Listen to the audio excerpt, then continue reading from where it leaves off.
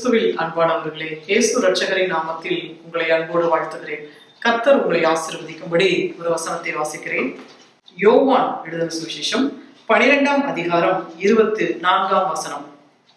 மெய்யாகவே மெய்யாகவே நான் உங்களுக்கு சொல்லுகிறேன், கோதுமை மணியானது நிலத்தில் விழுந்து சாகாவிட்டால் தனித்திருக்கும், செத்ததே ஆகில் மிகுந்த பலனை கொடுக்கும்.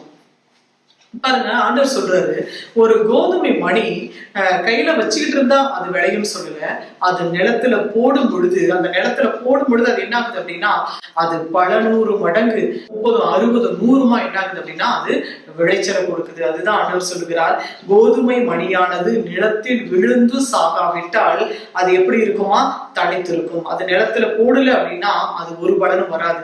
ஆனா அது செத்ததே ஆகில், அது நிலத்துக்குள்ள போடும் பொழுது அது உங்களுக்கு மிகுந்த பலனை கொடுக்கும் என்று ஆண்டவர் சொல்லுகிறார். அப்போ அது மிகுந்த பலன் கொடுக்கும். அப்ப நம்ம உங்க வாழ்க்கையில கூட ஏதாவது ஒரு பலன் இல்லை அப்படின்னா நீங்க என்ன பண்ணணும், அந்த காரியத்தை செய்யும் பொழுதுதான் அது பலன் தரும் என்று ஆண்டவர் சொல்லுகிறார். அப்போ கோதுமை மணியானது நிலத்தில் விழும் பொழுதுதான், அது சாகும் போதுதான் அது என்ன ஆகுது அப்படின்னா நல்ல ஒரு பலனை அங்க கொடுக்கிறதா இருக்கிறது.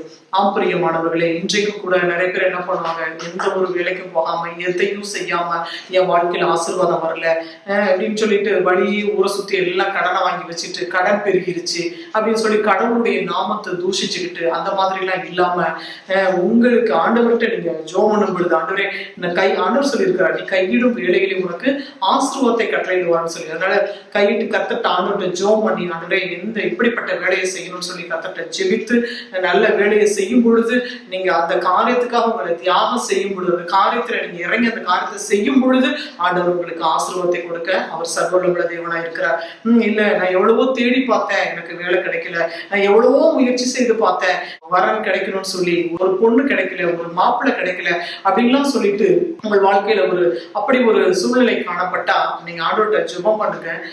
2வது உபவாசம் பண்ணி ஜெபம் பண்ணுங்க. ஆண்டவரே இந்த காரியம் நடக்கும், இந்த காரியத்தை குறித்து உங்களுடைய திட்டம் என்னப்பா, உங்க நோக்கம் என்ன அப்படின்னு சொல்லி நீங்க ஆண்டவர்கிட்ட உபவாசம் பண்ணி ஜெபிக்கும் பொழுது ஆண்டவர் அந்த காரியத்தை உங்களுக்கு வெளிப்படுத்துவார், அதற்கு நேராக நடத்துவார். நான் ஜெபிச்சும் பார்த்துட்டேன், உபவாசம் பண்ணியும் பார்த்துட்டேன், ஆனாலும் இந்த காரியம் நடக்கல அப்படின்னா நிச்சயமா கர்த்தர் செய்வார். ஆனா அதே சமயம் ஆண்டவர் சொல்கிறார், ஆபத்து காலத்திலே பொருத்தனை செய்து என்னை நோக்கி கூப்பிடு, நான் உன்னை விடுவிப்பேன், என்னை மகிழ்ச்சிப்படுத்துவாய் அப்படின்னு சொல்லி. அப்போ ஏதாவது ஒரு பொருத்தனை பண்ணுங்க. ஆண்டவரே இந்த காரியம் எனக்கு நடக்கணும்னு சொல்லி காசு பணம் தான் பொருத்தனை செய்யணும் அப்படின்னு கிடையாது. நான் டெய்லி இந்த காலையில எழுந்து நான் ஜெபிக்கிறேன் ஆண்டவரே, அன்றாட அந்த வேதத்தை வாசிக்கிறேன் ஆண்டவரே, அப்பா எனக்கு இந்த வேலை கிடைச்சா இந்த மாசத்து சம்பளம் அல்லது ஏதோ உங்களால ஆனத ஆண்டவருடைய ராஜ்யப்படிக்கு நான் காணிக்கை செலுத்துறேன். கர்த்தருடைய ராஜ்யத்துக்காக, கர்த்தருடைய ஊழியத்திற்காக. தேவனுடைய ராஜ்யம் வெறும் பேச்சில் அல்ல, அது பலத்தினால் இருக்கிறதுன்னு தான் வசனம் சொல்லுது. அப்போ ஆண்டவருடைய வார்த்தைகள் அப்படிங்கும் பொழுது அது வார்த்தைகள் இலவசம் தான், ஆனா அதை கொடுக்கும் பொழுது அதுக்காக நிறைய முயற்சிகளை எடுத்துதான் கொடுக்குறாங்க அப்படிங்கும் பொழுது, அதனால நீங்க ஆண்டவரை என்னுடைய இந்த ஜெபத்துக்கு நீங்க பதில் கொடுங்க அப்படின்னு சொல்லி நீங்க ஜெபிங்க. ஒண்ணு நல்ல ஜெபம் பண்ணுங்க, உபவாசம் பண்ணுங்க, பொருத்தனை பண்ணி ஜெபம் பண்ணுங்க. நிச்சயமா ஆண்டவர் கட்டாயம் உங்க ஜெபத்தை கேட்டு கட்டாயம் உங்களுக்கு பதில் தர அவர் சர்வவல்லமை தேவனாய் இருக்கிறார். ஆம்பரியமானவர்களே, ஒரு காரியத்தை நீங்க பேசிக்கிட்டே இருக்காம நீங்கள் செயல்படுகிறவர்களாக இருக்க வேண்டும். செயல்படுகிற விசுவாசத்தினால் நீதிமான் பிழைப்பான் என்று வேதம் சொல்லுகிறது.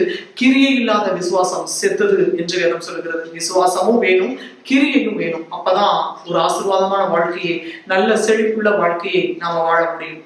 ஜெபிப்போம். சர்வவல்லமை எங்கள் அன்பின் பரலோக பிதாவே, நல்ல வேலைக்காக உமக்கு நாங்கள் நன்றி செலுத்துகிறோம். அப்பா தகப்பனே, உமக்கு ஸ்தோத்திரம் ஆண்டவரே. அப்பா ஒரு கோதுமை மணியானது ஆண்டவரே நிலத்துல விழும் பொழுது, அது நிலத்துக்குள்ள போகும் பொழுது, அது சாகும் பொழுதுதான் ஆண்டவரே அது மிகுந்த பலனை கொடுக்கும் என்று நீர் சொல்லி இருக்கிறீர் தகப்பனே. அப்பா ஆண்டவரே, உம்முடைய பிள்ளைகளாகிய நாங்களும் கூட ஆண்டவரே வெறுமனே வாயிலே சொல்லிக்கொண்டே இருக்காதபடிக்கு செயல்படுகிறவர்களாக நடந்து கொள்ள கர்த்தர் அனுகிரகம் பாராட்டுவீராக. ஊழியத்திலும் சரி, குடும்பத்திலும் சரி தகப்பனே, ஜனங்கள் செயல்பட கர்த்தர் உதவி செய்வீராக. ஆண்டவரே நிரந்தர வேலை கிடைக்கட்டும் இயேசுவின் நாமத்தில். நல்ல பெண் கிடைக்கட்டும், நல்ல மாப்பிள்ளை, நல்ல வரம் கிடைக்க வேண்டும் என்று சொல்லி நாங்கள் ஜெபிக்கிறோம். அப்பா ஆண்டவரே, உடைய பிள்ளைகள் எந்தெந்த காரியத்திற்காக ஏங்கி ஜெபித்துக் கொண்டிருக்கிறார்களோ ஆண்டவரே அந்த காரியத்திலே கர்த்தருடைய ஆவியானவர் நீர் அற்புதங்களை செய்வீராக, நல்ல சுகத்தை கொடுப்பீராக, ஆரோக்கியத்தை தருவீராக, மிகுந்த பலன் அவர்களுக்கு உண்டாயிருக்கும்படிக்கு ஆண்டவராகிய இயேசுவின் நாமத்தில் ஜெபிக்கிறோம் பிதாவே. ஆமென், ஆமென். பிரியமானவர்களே, நீங்கள் செயல்படும் பொழுது ஜெபிக்கிறவர்களாக மாத்திரம் அல்ல, நீங்கள் செயல்படுகிறவர்களாகவும் இருக்க வேண்டும் என்று ஆண்டவர் விரும்புகிறார். அப்பொழுது உங்கள் வாழ்க்கையிலே கர்த்தர் மிகுந்த பலனை கொடுத்து உங்களை ஆசீர்வதிக்க வல்லவராய் இருக்கிறார். God bless you.